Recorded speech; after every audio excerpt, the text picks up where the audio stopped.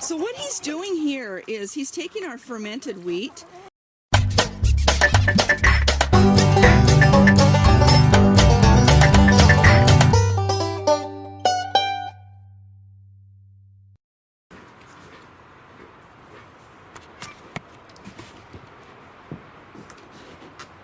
Morning. It is a gorgeous morning this morning. The sun is coming up. You can't stay inside when it's so gorgeous. It's like, oh, thank you, thank you, thank you for the gift of this day. So I'm gonna kind of accompany Jim on the chores just to be able to get out for a few moments.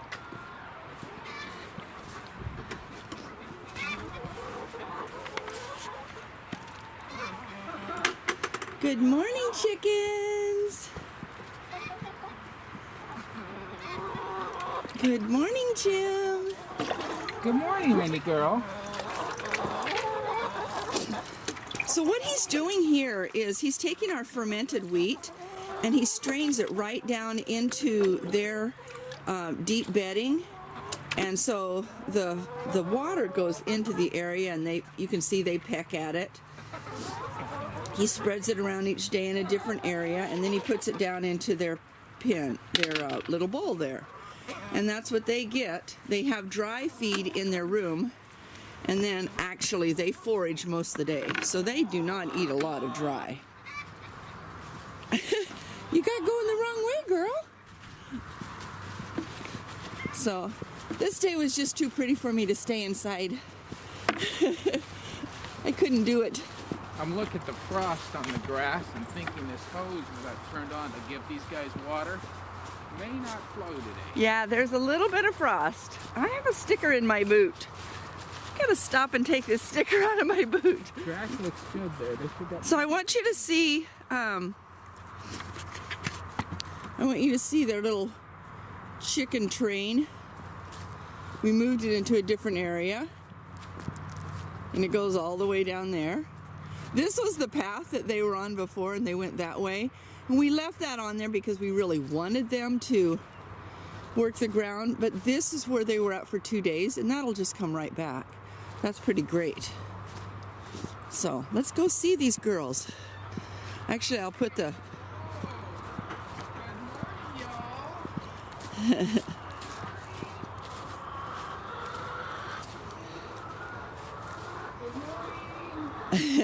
I can hear him in there saying, good morning. Are you going to open this?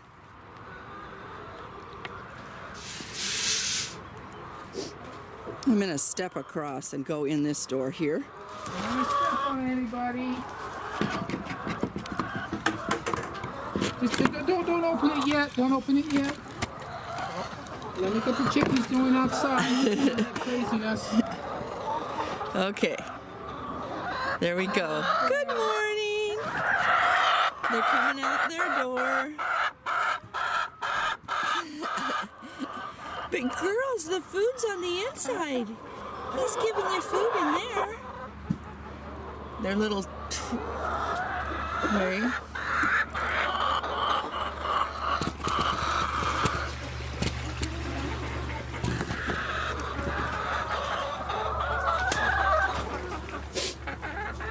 And then he does the same thing in here.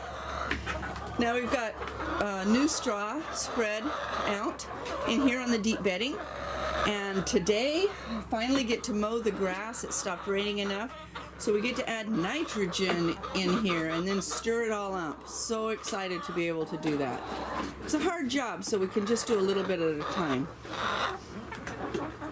So now the girls that have been outside come back in sometimes to be able to get their food. But this is... Let's see. These girls in the morning. Water here. Switch the water. Oh yeah.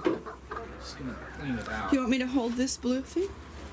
Yeah, I don't want to get it wet and fucking.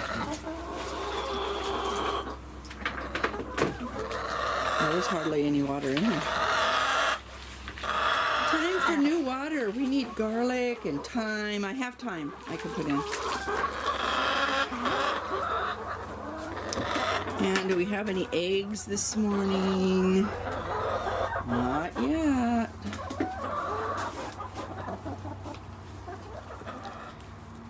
All right, girls. Let's see if that hose is going to have water that runs out of it today.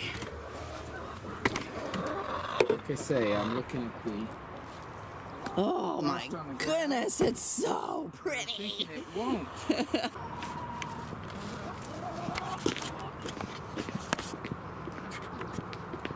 So we're so excited. Yesterday, for the first time, we used the little greenhouse that we have here.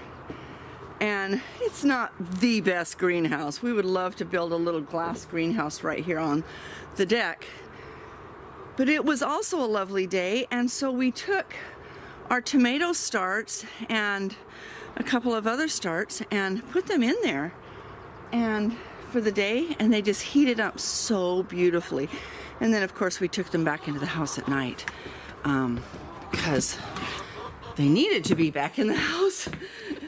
So, okay, and I know I'm in the dark right now, but I'm just going to take you over and show you how beautiful these starts are. They are full grown tomatoes, and it's so exciting because we've never had luck in growing things from seeds before. And so the fact that we actually have had luck. These are peppers, celery, and leeks, and then these are all tomatoes, and then these are some of our other ones, and our spinach is even coming up, and it wasn't before. We had some real problem with our spinach seeds. What happened to them is we think they were just too old. They were only from last year, but they didn't produce at all. They didn't even, we soaked them and they didn't sprout. They didn't do anything. And so we thought, well, maybe it's the seeds. So we went and got new ones, and they grew. So excited.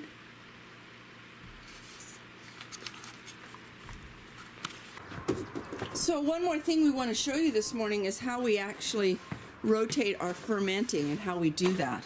So you see we have 4 buckets here. 1, 2, 3, 4.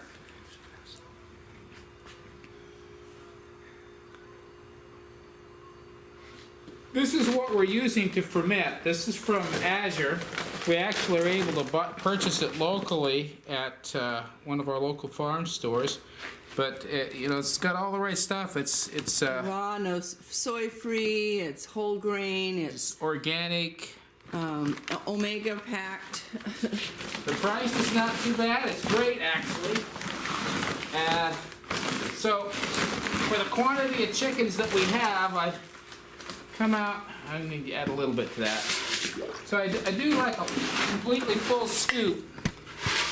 And I refill the bucket with water. You don't have to do that, but for my sake, I'm walking by the water with the bucket, so I clean it out or clean it and add enough water that this can be totally underwater.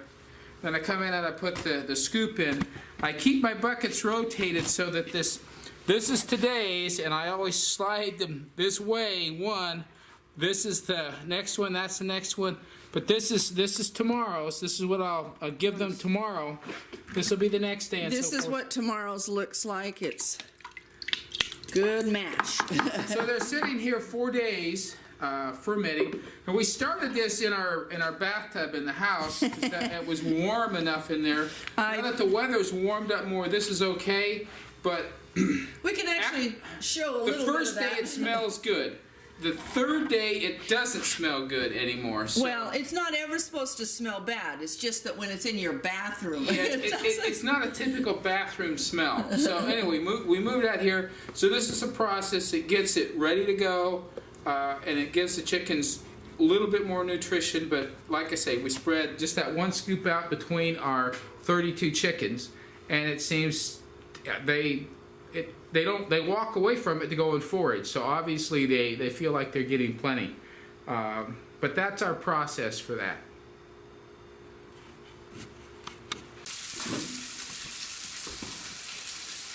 So I came in to grab an onion and I picked up the bag and I went, ugh. And a whole bunch of them were like the outside were just not very good. And so I've cut all the outsides off, and I've cut them all up like this. And what I'm doing is just gonna make cooked really slow so that they are caramelized. Caramelized onions, chicken that we harvested ourselves, grew ourselves. When we talk about growing food, we talk about growing meat also. We never take it lightly what we do with our meat. We very much value life and care about what they have given up. We treat them very humanely and are keenly aware that they are giving up their life for us. So we don't waste our meat. We use every part of it that we can.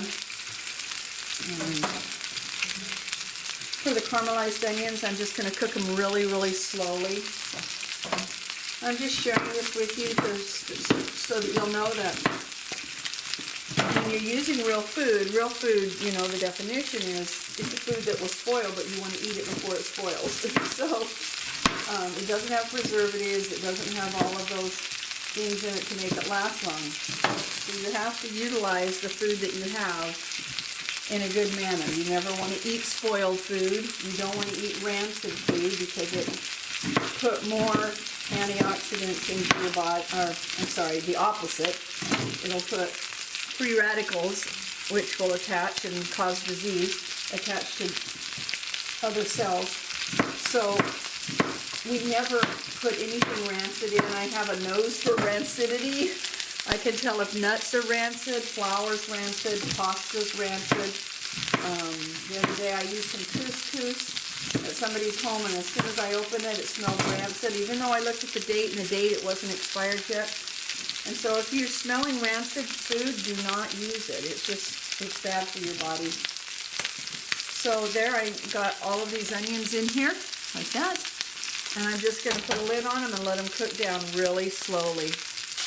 I didn't brown this chicken at all. I just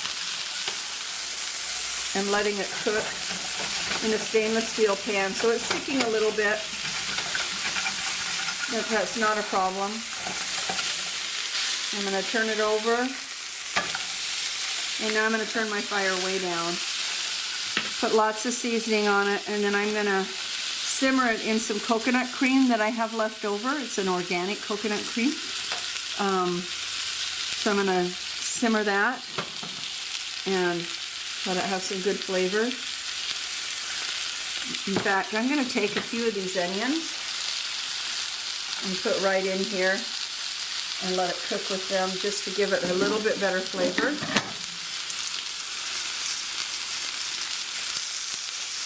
Turn my fire way down.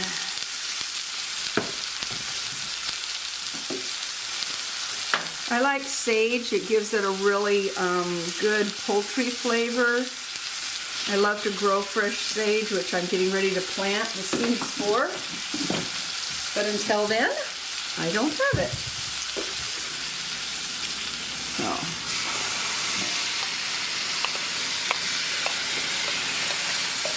And this is just going to simmer and make the chicken soft. That's coconut cream. And that'll be really good. I'll put a lid on there. It'll be delicious.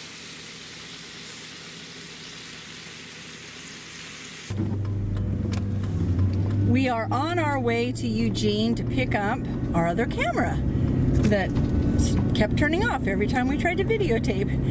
And they actually repaired some things on it. They actually did, huh? Yeah, they made some changes to it and then some adjustments.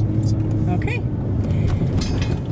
So it's been an incredibly gorgeous day today. As you know, we took you with us this morning as we were doing the chickens.